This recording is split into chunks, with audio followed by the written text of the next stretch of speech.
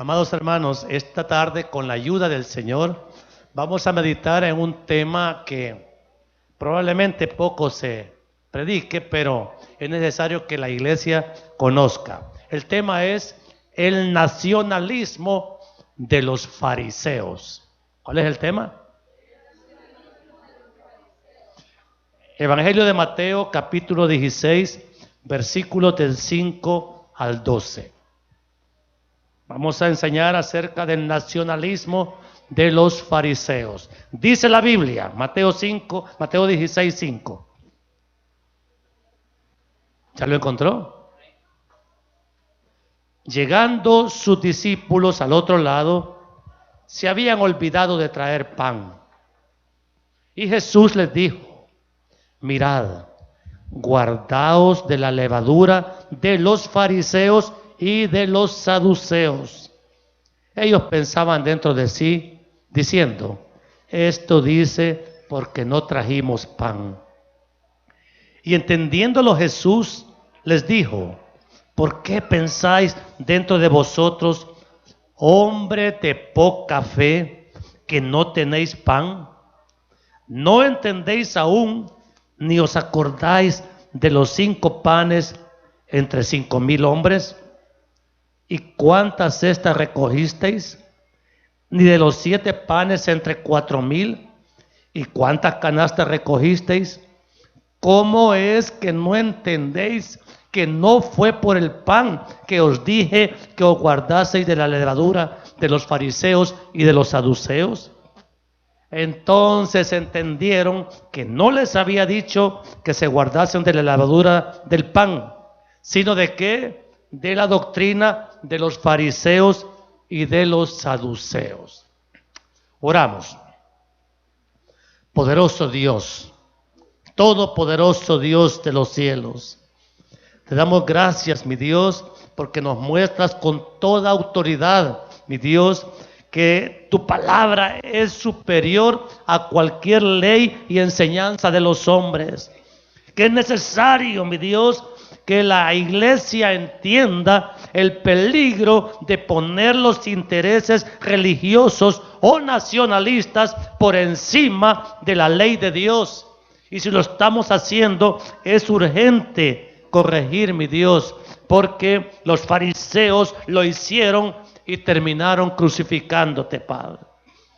Quiero, Padre mío, a esta hora pedir que nuestra iglesia entienda que la fidelidad primera de todo hijo y de toda hija de Dios es a Cristo y solo a Cristo.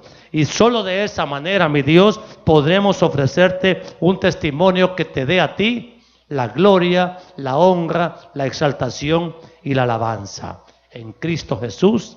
Amén y amén. Amados hermanos, pueden tomar asiento.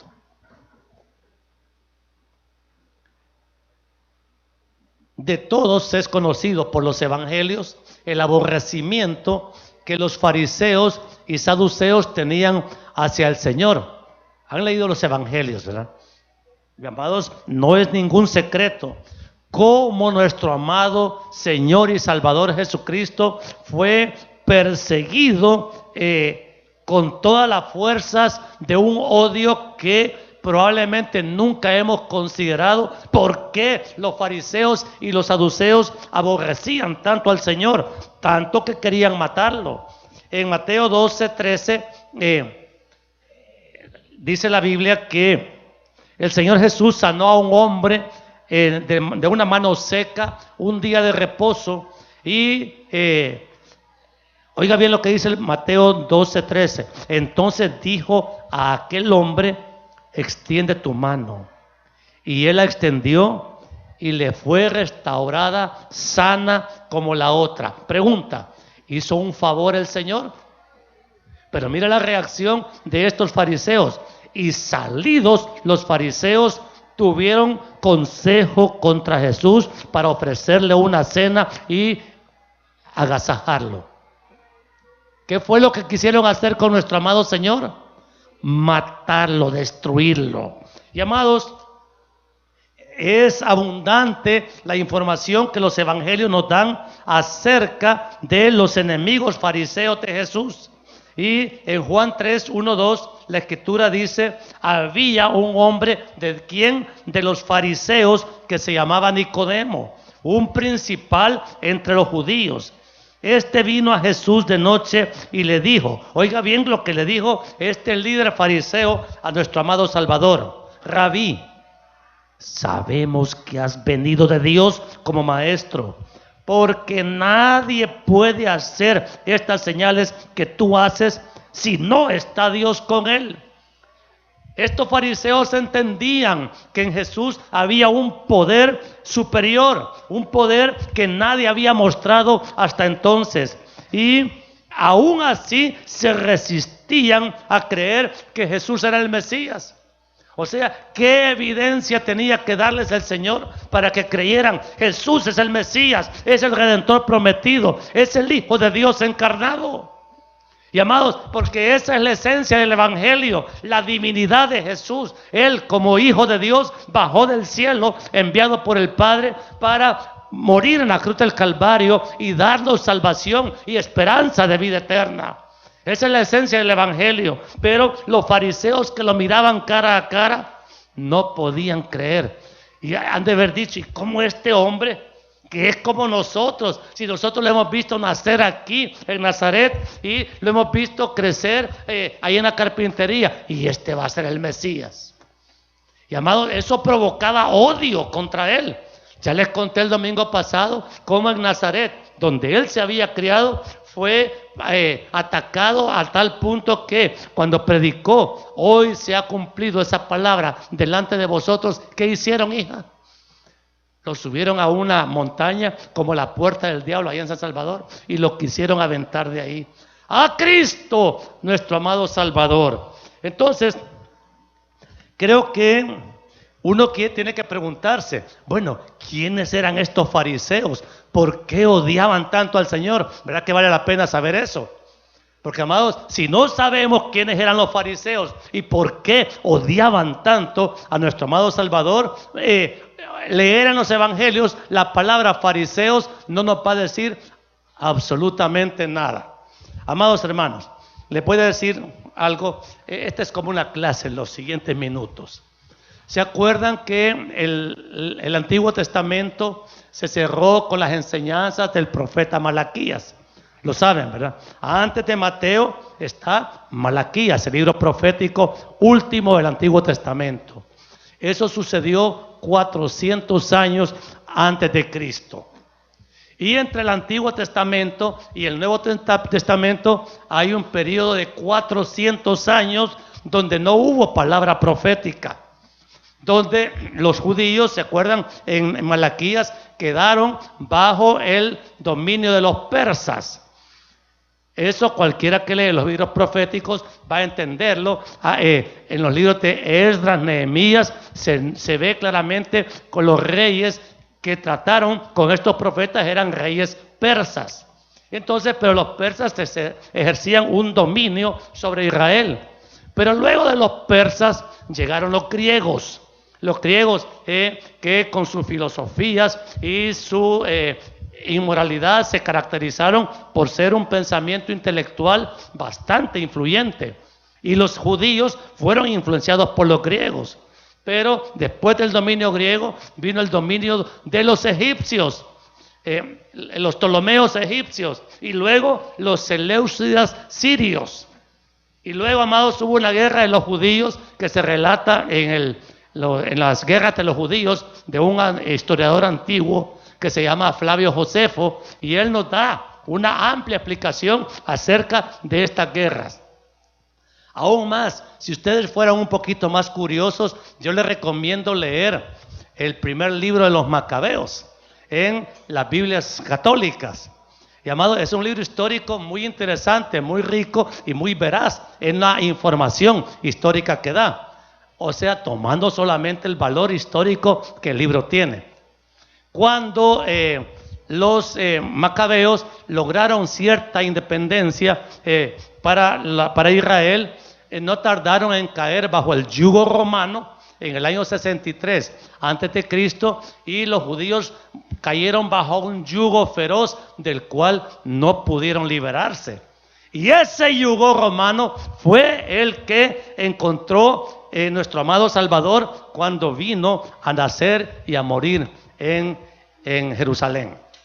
Entonces, ¿qué quiero decirles? Los fariseos, esa secta religiosa, nació en ese periodo intertestamentario. Unos 200 años antes de Cristo, los fariseos nacieron como un movimiento revolucionario, político, religioso, que procuraba mantener la identidad nacional de Israel a pesar de los dominios que poderes extranjeros estaban ejerciendo. Entonces los fariseos eran un movimiento nacionalista. Procuraba que los judíos no se dejaran tragar por la cultura griega, que fue tan influyente, y luego después por la cultura romana. Y amados, en ese pensamiento ellos, queriendo mantener la identidad nacional judía, ellos conocían la ley de Moisés. Ellos se declaraban inclusive herederos de Abraham. Más de una vez le dijeron al Señor: nosotros somos de nuestro padre Abraham. Abraham es anterior a Moisés. Y entonces, amados, porque procuraban mantener puro su linaje de sangre. Miren, hermanos, estos asuntos de la sangre han sido temas que han cautivado a la humanidad desde la antigüedad. Si la humanidad se ha mezclado tanto en los últimos tiempos, es porque ahora nos encaminamos hacia un gobierno mundial donde no hay ya mayores diferencias entre razas aún. Pero, amados hermanos, el mundo ahora está dominado por esas pasiones nacionalistas que dominaron a los fariseos, y fueron tan ciegos los fariseos que esa pasión por su propia religión, por sus propias tradiciones, no les permitió ver al Mesías prometido, aunque lo tuvieron cara a cara. ¡Qué tremendo! Mire, hermano, uno ahora, 2000 años después, dice: Señor, si te pudiera ver cara a cara, aunque sea 2 minutos. ¿Quién no quisiera eso? Y los fariseos, amados, tuvieron chance de ver cara a cara al Señor, pero ¿sabe para qué, abuelita? Para aborrecerlo, para insultarlo, para amenazarlo, y finalmente terminaron crucificándolo. Uno tiene que preguntarse qué había en el corazón de estos hombres. ¿Por qué realmente Jesús, nuestro amado Salvador, lejos de ver en él una esperanza, vieron un peligro? ¿Se han puesto a pensar en eso? ¿Por qué Jesús era peligroso para los fariseos y para los saduceos, si eran religiosos? Y ahí es donde yo quiero enseñar a la iglesia hoy el peligro del nacionalismo religioso. Porque, amados, quiero decirles que el concepto de nacionalismo es un concepto moderno. Ese nació en la edad moderna. En la antigüedad no había ese concepto nacionalista. Y ahora se nos enseña a nosotros a amar a la patria sobre todas las cosas. ¿Verdad que así dicen? Pero nosotros amamos a Dios sobre todas las cosas. Dios es superior a la patria. Dios es superior a cualquier pasión nacionalista. Dios es el primero y va a ser siempre primero, así nos aplasten, quieran aplastar otros intereses. Amado hermano, no perdamos de vista que pertenecemos a Cristo, y Cristo es ayer, hoy y por todos los siglos. Las naciones van a desaparecer, las naciones van a ser barridas de este planeta, y un solo gobernante perpetuo habrá para la tierra. Se llama el Rey de Reyes y Señor de Señores, Cristo Jesús, nuestro Señor y Salvador. Nadie hay encima de Él. Él es arriba de todas las cosas, y nosotros tenemos que apasionarnos por tener el Dios que tenemos. Amados hermanos, Jesucristo es la grandeza entre las grandezas. Jesucristo es superior a cualquier hombre que quiera ser grande. Un grande hay y solo uno, se llama Jesucristo. Y es el enviado del Padre para redimirnos, para rescatarnos, para perdonarnos, para, hermanos, darnos nuevas oportunidades en esta vida tan miserable que todo el mundo vive si no lo tiene a Él como Salvador y Redentor. ¿Me estoy entendiendo, hermano? ¿Intentando entender? Porque, amados hermanos, la vergüenza de los fariseos está testificada en los evangelios. Mira, amado, yo creo que ningún padre le pone a su hijo fariseíto, ¿verdad que no? Porque es un nombre que es un poco despreciable. Hermano, como nadie le pone Judas a un hijo, aunque Judas es un nombre lindo, tiene buen significado bíblico, pero no dice. Entonces, pero los fariseos, hermanos, torcieron la ley de Dios, torcieron la ley de Moisés. Ellos, amados, establecieron como normas, lo dijo el Señor Jesucristo, y se inventaron como mandamientos de Dios, mandamientos de hombres. Y eso es peligrosísimo. Para los fariseos y saduceos, lo importante era la bandera nacionalista de Israel, la estrella de David. Y la pusieron encima de quien es nuestro verdadero estandarte, se llama Jesucristo. La bandera que nosotros exhibimos, ¿cuál es? La de Cristo. Y amados hermanos, no caigamos en esa tentación secular de querer amar a la patria más que a Dios. ¿Será pecado eso? Y es grave ese pecado, porque nosotros ya redimidos, ya no tenemos corazón para nadie más que para ¿quién? Que para Cristo. Y el Espíritu Santo en nosotros nos lleva a exaltar y glorificar solo a Cristo. ¿No le pasa ahora a usted que ve hasta ridícula la exaltación que el mundo hace de algunos hombres influyentes? Ya nosotros no tenemos aplauso para nadie, solo para Él. Nos pasa eso, porque, amados hermanos, el Espíritu Santo nos ha hecho entender y nos hace entender día a día la grandeza del que es Rey de Reyes y Señor de Señores. Amado hermano, fíjese que este nacionalismo de los fariseos está bien combinado con la religión judaica. O sea, judaica porque así se llamó la forma religiosa que los fariseos adoptaron después de que el Señor dejó de revelarse por medio de los profetas. Cuando Malaquías cerró el Antiguo Testamento y Dios cayó, siempre la gente tiene necesidad de oír lo que Dios habla, y ya Dios estaba callado. Y cuando Dios calla, el diablo habla. Y la gente oye la voz del diablo y parece la voz de Dios, pero no es Dios.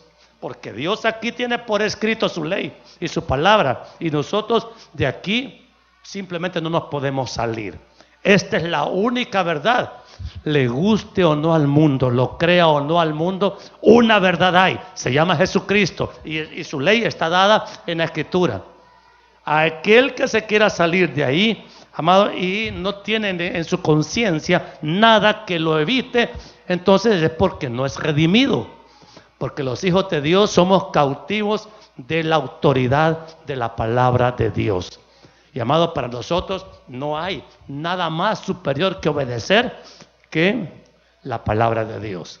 Los fariseos no. Los fariseos tenían sus propias leyes. Mire, esta ley. El día de reposo no puedes caminar más de 10 pasos. Y contaban los pasos. O sea que ni al baño podía ir uno porque 12 pasos y hasta ahí. No sé cuántos eran. Eso está escrito en la ley de Moisés. Pero eso se lo inventaron. No te es... ¿y tú por qué no te lavas las manos? Amado, lavarse las manos también estaba reglamentado. ¿Está eso reglamentado en la ley de Moisés? No. Pero, amados, ellos habían impuesto obediencia a esos mandamientos religiosos que en nada aprovechaban. Entonces, hermanos, quiero decirles que nosotros estamos llamados a establecer en Cristo la prioridad en todas las cosas de nuestra vida. Y tenemos que revisar ese concepto de nacionalismo que se nos está volviendo bien dominante para saber ¿cuál es la identidad que nosotros tenemos que defender? Porque, amados hermanos, La identidad cristiana, la identidad que tenemos en Cristo es más valiosa que la visa que tanto sueña la gente con tener. ¿Verdad que sí? ¿Para dónde quiere la visa? ¿Para el cielo o para la nación poderosa de la tierra? No, hermano, usted quiere la de la tierra. Nosotros allá, ¿veis? Bien. Nacionalismo. ¿Qué es nacionalismo? Mire, nacionalismo es un concepto moderno filosófico que impulsa a reconocer dentro de las fronteras de cierto territorio un amor por esa tierra y sus habitantes que debe estar por encima de todo interés personal, social y religioso, con el fin de hacer esa nación influyente, importante y poderosa ante los demás. ¿Se entendió lo que dije? O sea, el nacionalismo dice la nación es el Dios. Pero yo quiero referirlo a lo que dice Génesis 12. 2. Mire, es que aquí la palabra no nos calla la boca ante cualquier otro pensamiento terrenal.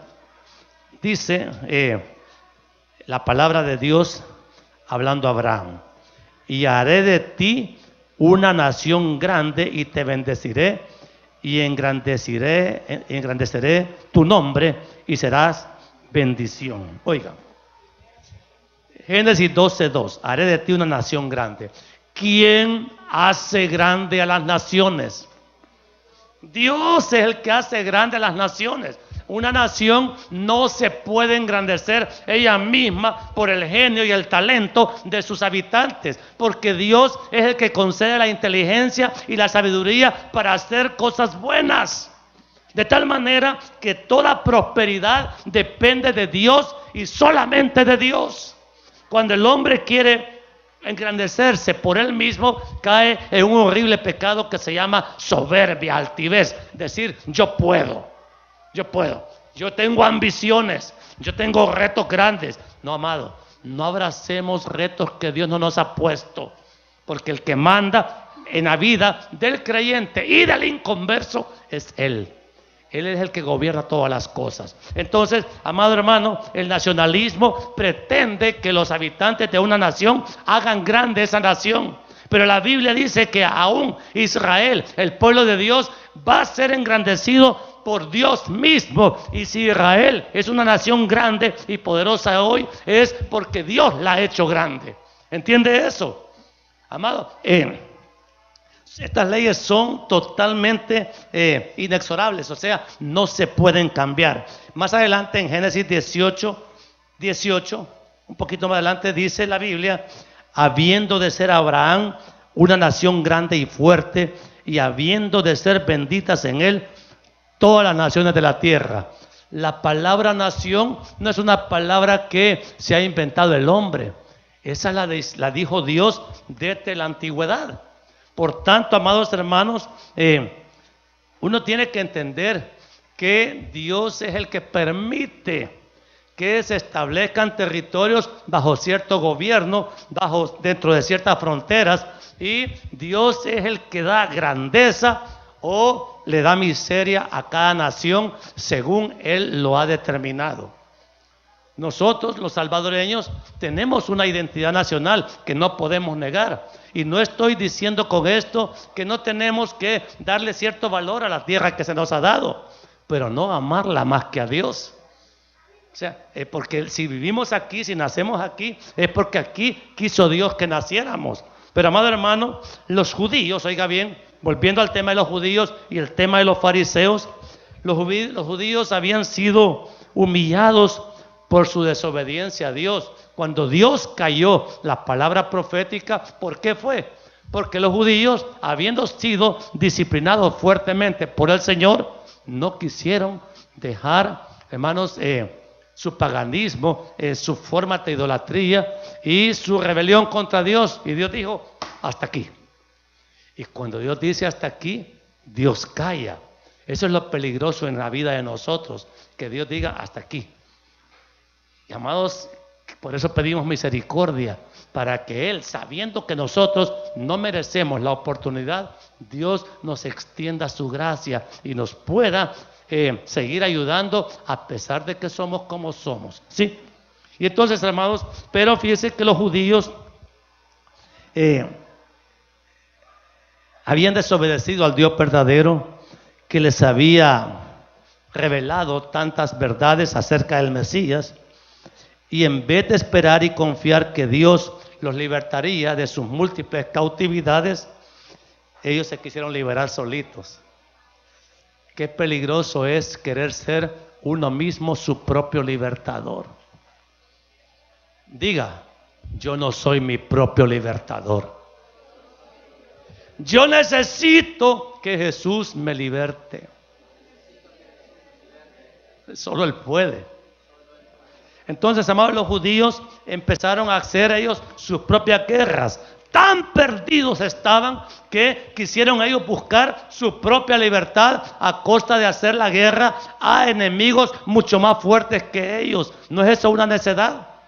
¿No es eso una locura? ¿Cómo me voy a enfrentar? Han de haber dicho, bueno, David se enfrentó al gigante Goliat y lo venció. Era otra circunstancia, amado. Era otra circunstancia. Pero los judíos habían sido ya sometidos 400 años. 400 años de esclavitud. Pues hombre, uno se acostumbra a la cadena, pero no es libre. Entonces, ¿cómo enfrentó nuestro amado Salvador el nacionalismo de los fariseos judíos? Miren, como el Señor Jesús realmente decía dos palabras y se acababa el argumento. Decía, Él advirtió en Mateo 16:5, ahí está.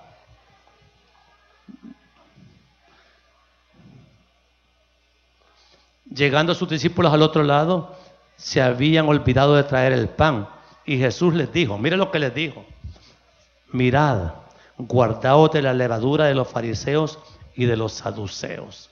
O sea, parecía bien. ¿Y por qué nos contesta así?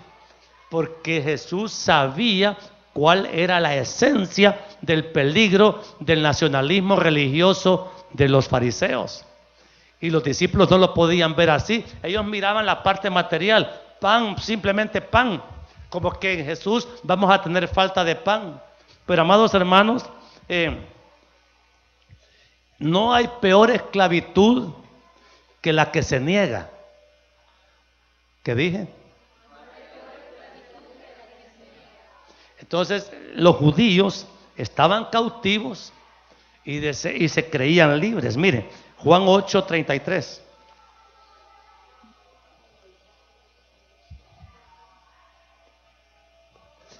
Le respondieron a Jesús: linaje de Abraham somos, y oiga bien lo que dicen, y jamás hemos sido esclavos de nadie. ¿Cómo dices tú, seréis libres?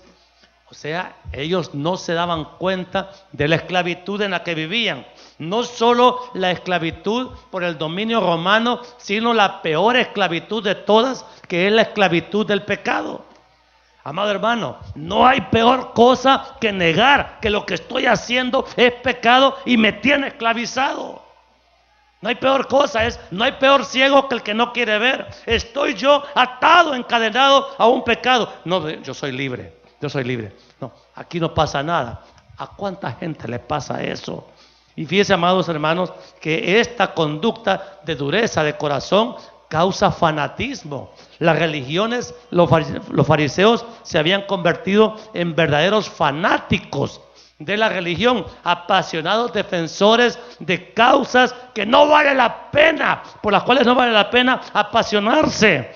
En Juan 18, del 19 al 21, hablando el Señor Jesús, Juan 18, del 19 al 21, y el sumo sacerdote preguntó a Jesús acerca de sus discípulos y de su doctrina. El sumo sacerdote era la máxima autoridad religiosa. En ese momento era, creo que era Caifás. Jesús, mira la respuesta del Señor. Esta respuesta debería de marcarla usted en su Biblia. Jesús le respondió: yo públicamente he hablado al mundo. siempre he enseñado en la sinagoga y en el templo donde se reúnen todos los judíos y nada he hablado en oculto. Miren, amados, es que lo mejor para combatir el fanatismo religioso nacionalista es hablar con la verdad. Pero lamentablemente la verdad no todo el mundo la entiende ni la cree. Porque estos movimientos, miren, hay corrientes que se manejan hoy en el mundo, consumismo, nacionalismo, globalismo, que, amados, mucha gente no se interesa por comprender que bajo qué influencias la iglesia ahora está atravesando. Y nosotros, venga la corriente que venga, nos quiera mover a un lado o a otro, nosotros ya tenemos un camino trazado que se llama Jesucristo. Yo soy el camino y la verdad y la vida. Nosotros ya sabemos a dónde vamos. Nosotros no tenemos, hermanos, ninguna esperanza de ser felices siquiera en esta tierra, porque ya apuntamos nuestra felicidad y satisfacción plena solamente en Cristo en los cielos. En el mundo tendréis aflicción, amado. ¿Y quién dice que aquí va a haber plenitud de felicidad? Ay, soy tan feliz. Mire, amado, la felicidad es tan transitoria, amado, es tan engañosa, hermano, que, hermano, usted si no se apasiona por Cristo, la única causa por la que vale la pena apasionarse, mire, se va a dejar arrastrar por causas que no valen la pena. Yo le digo a las niñas, ningún hombre vale la pena para que sea causa para tu vida. Y a los varones, no, ninguna mujer. Esa es una relación que Dios estableció con reglas que, si se obedecen, son una garantía. Pero si se desobedecen, hermanos, el camino es al fracaso, a la destrucción. Ese es otro tema. Pero, amados, no os vale la pena hacer de un hombre una causa de vida. No, hombre, o una mujer. No, una causa hay. ¿Cuál es? Le dije. Nosotros hablamos ahora por evangelizar San Vicente, pero San Vicente no es la causa de vida, no es la causa, es la razón que tenemos para obedecerle a nuestro Rey, que nos dijo, vayan y hagan discípulos a todo el mundo. Pero nuestra obediencia es a Él. Y como nos ha tocado vivir en esta ciudad, ¿dónde tenemos que anunciar el evangelio? Aquí, a todos los que se pueda. A todos los que se pueda, y usted se va a sorprender cuánta gente hay necesitada de ser libre en Cristo y cuánta gente puede realmente oír y someterse a la autoridad de la palabra. Pero hay que hacerlo sin fanatismo, porque nosotros no tenemos fanatismo, porque tenemos el Espíritu Santo que nos guía con firmeza a toda obediencia a la verdad que es Cristo. ¿Me estoy explicando? Entonces, amados, fíjese que yo quiero advertir a la iglesia, y no solo a nuestra iglesia, mi deber como pastor es anunciarle que es posible que nuestra iglesia salvadoreña sea sacudida fuertemente por vientos de persecución. ¿Y sabe qué? Necesitamos poner a prueba nuestra fe para ver si somos auténticos. Porque, amado hermano, cuando viene el terremoto, lo que está débil se cae y solamente queda en pie lo que es verdaderamente firme. Si viene un terremoto espiritual, si viene un terremoto de persecución hoy, por cualquier causa que el mundo se invente, la iglesia está llamada a ser firme. Y nuestra roca firme, ¿quién es? Cristo. Entonces tenemos que estar firmemente establecidos sobre la verdad única que es Cristo. Y aunque vengan corrientes que nos quieran apartar del buen camino, amados, corrientes nacionalistas, religiosas de cualquier tipo, nosotros ya tenemos nuestra causa y no nos vamos a dejar apartar de ella, porque somos de Cristo. Nosotros somos soldados de Cristo. Digamos todos, somos soldados de Cristo. No, hombre, ¿esos soldados qué son? ¿Soldaditos o qué? Somos verdaderos soldados de Cristo. De los que pelean la buena batalla de la fe. Y dispuestos aún a morir por la causa del Rey. Por Cristo sí vale la pena vivir y morir. De ahí por nadie más. Amado hermano, entonces, ¿cómo debe de actuar la iglesia ante la fuerza del sentimiento nacionalista? Hay que saber eso, ¿verdad, hija? Segunda de Corintios 5. Segunda carta del apóstol Pablo a los Corintios. Es que la Biblia tiene las respuestas para todo. Esto es lindo, ya le va a empezar a gustar, Margarita. 1 y 2.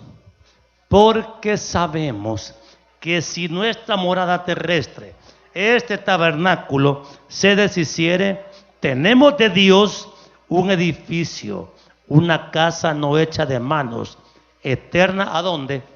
En los cielos. Y por esto también gemimos, deseando ser revestidos de aquella nuestra habitación celestial. Hermano, ¿dónde va a estar la plenitud para nosotros?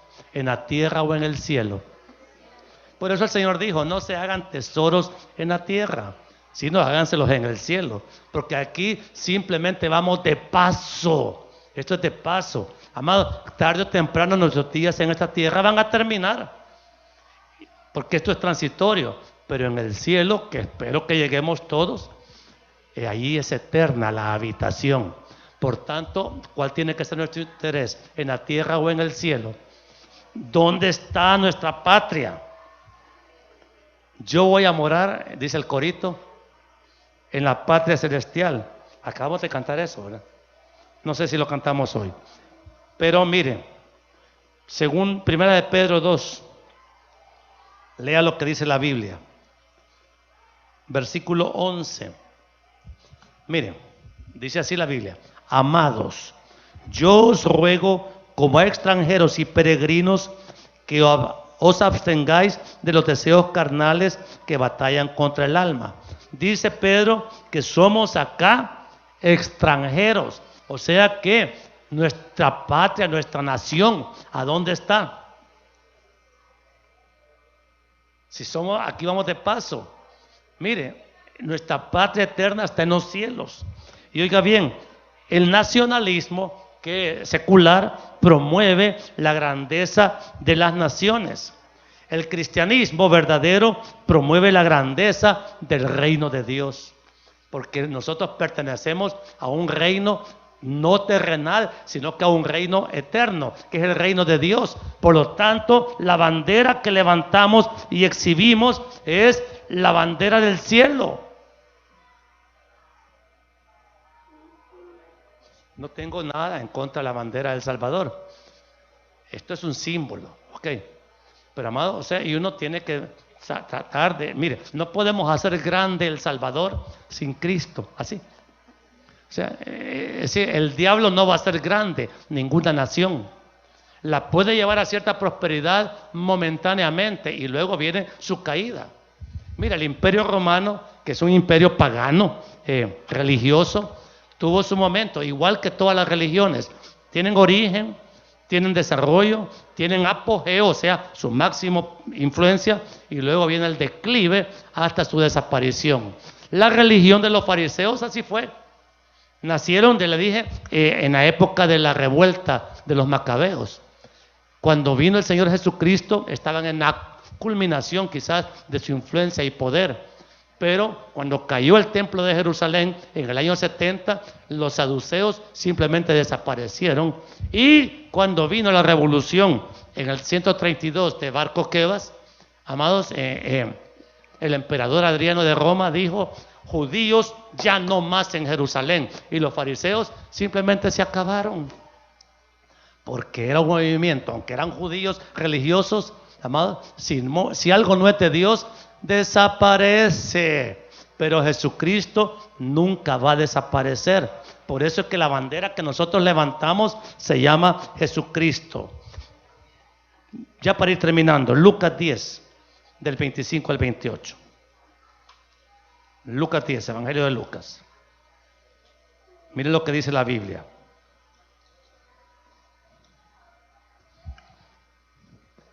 He aquí un intérprete de la ley se levantó y dijo para probarle: Maestro, ¿haciendo qué cosa heredaré la vida eterna? Él le dijo: ¿qué está escrito en la ley? ¿Cómo lees? Aquel respondiendo dijo: amarás al Señor tu Dios con todo tu corazón y con toda tu alma y con todas tus fuerzas y con toda tu mente, y a tu prójimo como a ti mismo. Y le dijo: bien has respondido, haz esto y vivirás. Hermanos, nuestro mejor testimonio, el que vale la pena exhibir, es el testimonio del amor. Y ese es realmente, ese testimonio solo se puede levantar dentro de las fronteras del verdadero cristianismo. El cristiano ama, perdona, soporta y busca la justicia eterna. Y amado hermano, eso es lo que nos da a nosotros identidad. Muchas naciones poderosas en el mundo escudan su nacionalismo en su tremendo armamento, en la cantidad de bombas que tienen, en la cantidad de material que difunden por la televisión o por las redes sociales. Nosotros solo un mensaje tenemos que mandarle al mundo, y es el Evangelio de Jesucristo. Y ese Evangelio es poder de Dios para salvación. El nacionalismo de los fariseos no les permitió ver a Jesús como el Redentor. Quisieron ver al Mesías como un rey poderoso terrenal y no fueron capaces de ver más allá. ¿Qué hay más allá de este hombre? Miren, por eso es que el Señor lo revela en Apocalipsis 19, del 13 al 16. Mire quién es este Cristo que los fariseos rechazaron. Dice la Biblia, Apocalipsis 19, 13, hermano amado: estaba vestido de una ropa teñida en sangre, y su nombre es el Verbo de Dios. Y los ejércitos celestiales, vestidos de lino finísimo, blanco y limpio, le seguían en caballos blancos. De su boca sale una espada aguda para herir con ella ¿a quién? A las naciones, y él las regirá con vara de hierro. Y él pisa el lagar del vino del furor y la ira del Dios Todopoderoso. Y en su vestidura y en su muslo tiene escrito este nombre: Rey de Reyes y Señor de Señores. Un día el mundo va a ver a nuestro glorioso Salvador así, victorioso, triunfador, invencible, poderoso, santo, justo, pero también lleno de ira contra toda la injusticia que pensamientos como estos nacionalistas fariseos pusieron para oponerse a él como Señor, como Rey y como Salvador. Amado hermano, no nos equivoquemos, las naciones todas se van a arrodillar delante de la gloria de Cristo. Entonces, amado hermano, ¿qué necesita usted para postrarse ante Cristo? ¿Necesita que lleguen esos días o lo cree ya y lo obedece ya y se somete ya? Porque, amado hermano, el día de someterse a Cristo es hoy, hoy. Y Cristo está muy por encima de cualquier pensamiento filosófico, ateo, religioso. Amados, el Señor es superior en todo a cualquier idea humana. ¿Entiende usted? Por lo tanto, si hay corrientes de pensamiento que nos quieran evitar honrar a Dios después que cualquier pensamiento humano, eso es anatema, es pecado y trae maldición.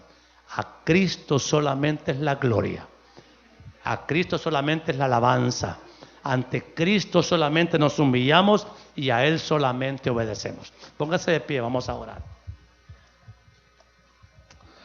Amado Dios y Padre bueno,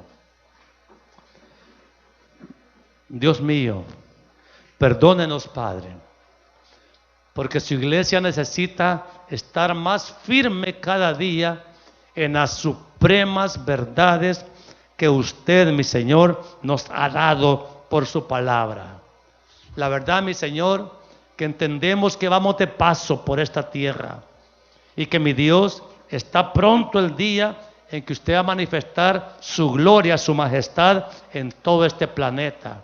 Y todos los que han pretendido ser grandes, mayores que usted, van a postrarse ante su majestad.